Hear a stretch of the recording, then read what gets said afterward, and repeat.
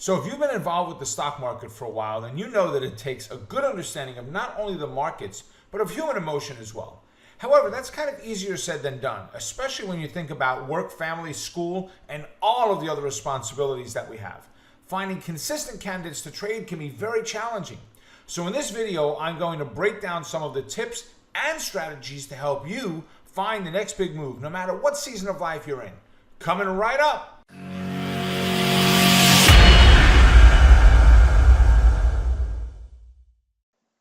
Hey, what's up? Rob here with Wealth Builders HQ, where we bring you the best tips and tools for building your skills to develop wealth for today and well into the future. And on this channel, we do a lot of stock market analysis for long and short term, as well as recaps just like this one. So if you're new here, consider subscribing. Now, one of the questions we get most from our Wealth Builders HQ community is, how do you look at where the stock market has been and determine where it is headed? So we have actually put together an entire free live training workshop that is all about finding the best candidates for today's market. And there's a section for the community, you, to bring your stocks to the event and have me analyze them for you in real time. This free workshop is called Power Hour, and it's taught every Monday live online at noon Eastern Time. I'll leave a link to it below in the show notes. So let's jump right in and start this week off with economic reports. Now, we have nothing that is a high importance on Monday or Tuesday. Come Wednesday, we have two major reports coming out Wednesday. The crude inventory coming out for oil, right? The crude oil inventories, which comes out 10:30 a.m. Eastern. All of these are Eastern time. All right, guys, there's a futures trade that we look to do there where we're trading oil, futures at that time of the day. So come on in and check out the E-mini Think Tank for more on that. And then, of course, at 2 p.m., this is the FOMC meeting. Now, FOMC, Federal Open Market Committee, is where they potentially raise or lower interest rates. This will cause lower volume during the day. So if I just saw the oil report, I would be very excited about doing the potential oil trade. But when the FOMC is there, it might make for light volume in the morning. It may still have some great volume. I really have to see what the market looks like. Nothing great on Thursday, but I will be looking, by the way, to trade both of those reports. I'll be trading YM on the FOMC meeting. And then on Friday, we have nothing Thursday. Friday, we have 8:30 a.m. is durable goods. And then 10 a.m. is Fed Chair Powell speaks. Now, he hasn't spoken that much yet in front of Congress and testifying and so forth.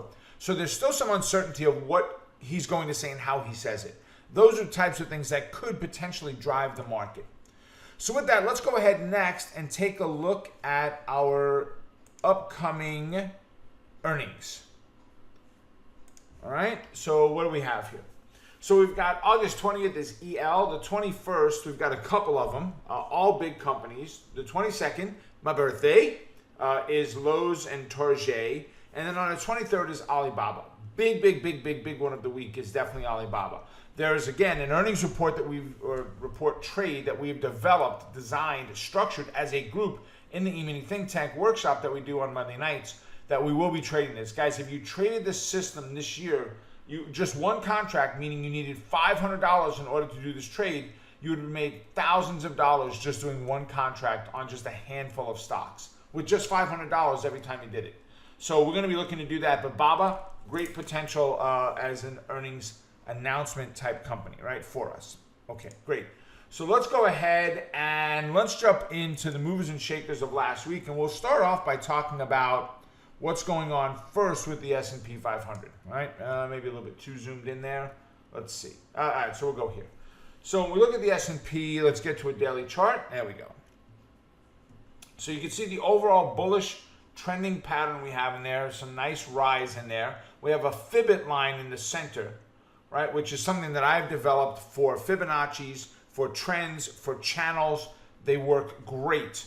Understanding that Fibot, which is nothing more than a 50 percentile basis line, and this existing pattern that we had in here of this nice big trend up changed. And now we're coming down and playing with this midpoint line in there, just on Wednesday, our last day. So overall, the S&P is up nicely. For the week, the S&P was up about 17 points. A big part of it, 9 points of it, 9.5 points of it was Friday alone. Okay, so now let's look at what we had last week as movers and shakers, right? Booking, BKNG, right, which is the old price line. Okay, I just paused it and put it back. I wanted to clean the screen up a little bit. I got rid of the yellow bar, which is extremely important when we do power options plays, not necessarily here. And I wanted to put the highlight bar on Monday so you could see where we moved for the week. So you can see that's the very first day of the week is the 13th right there, right? We opened up right at that 1900 level. We came pushing down on booking, right? From there, we came pushing down, pushed back up, and back down again. It looks like right now this 1819 level is our concern, but back under the 1835 is the potential bearish entry on it. But what a great move, guys. Again, we'll look at it from a weekly standpoint, and we had $57 move for the week, right? Amazing, right? CMG, right? Great push up, a pullback on Thursday, a little bit of a bounce on Friday. So overall, from about 485 up to a high of 5.25.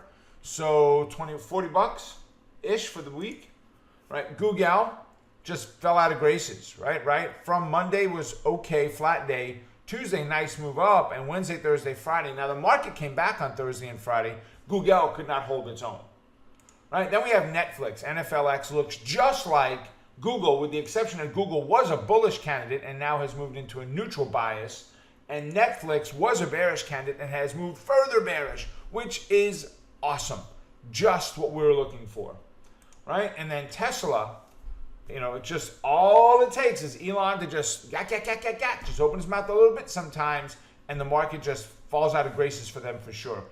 You can see on Monday, we were up at about, on the opening price, 360, and we closed at 305, so $55 move, and $30 of it alone was on Friday. All right, so those are the movers and shakers from last week. Let's go ahead and take a look at what we've got coming up for this week. Now, it's not our typical host of characters for this week, right? We have some different candidates popping up this week that we haven't seen before, right? Many of them we haven't seen before here. So let me go ahead and make sure my Zoom is good there. It is. So we have AMBA, AMBA. Keep your eye out for the earnings, guys. That's really what I'm looking at for AMBA, is their earnings coming up, right? If we get the pop that is expected, we're hearing some rumors of a potential move up. I don't know, good or bad. I'm not the analyst. I'm just the trader, right? I'm going to follow the news. If we get the potential pop to the upside, then we'll look for that. But if we get the breakdown of what the chart is telling us, we're looking for the move below 37. And although 36 is our first target, 34 is our next target from there. So not bad for a $30-ish stock. Amgen, wow, nice little rounding bottom pattern in there, right? Swooping down, nice pattern. Good recovery Thursday, Friday, just like everybody else. Wednesday looks very similar to what the Wednesday did on the S&P.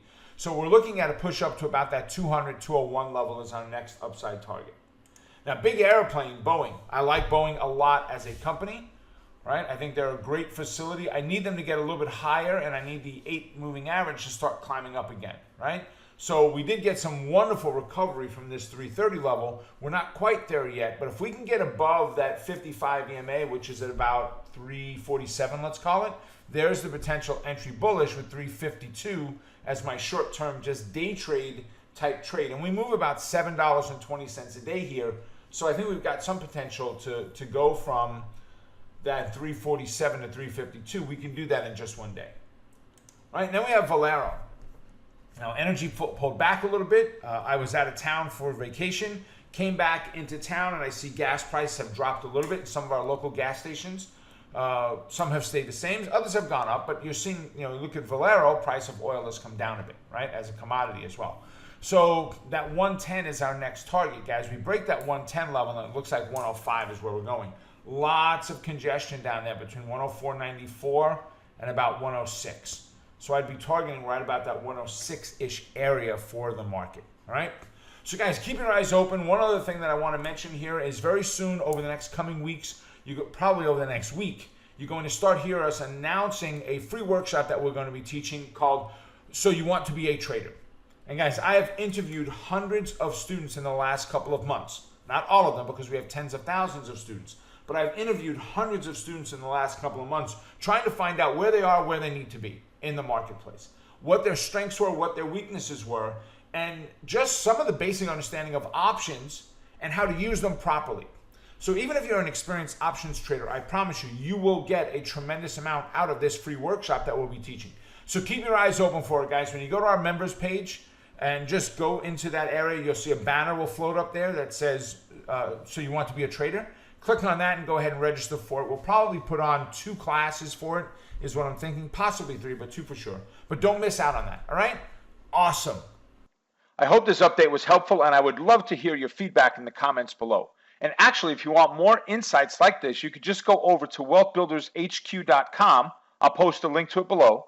Now, the question of the day is, what stocks are you going to be looking at for next week?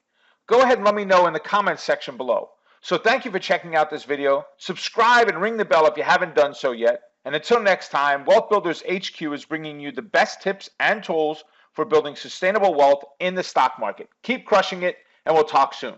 Take care, folks.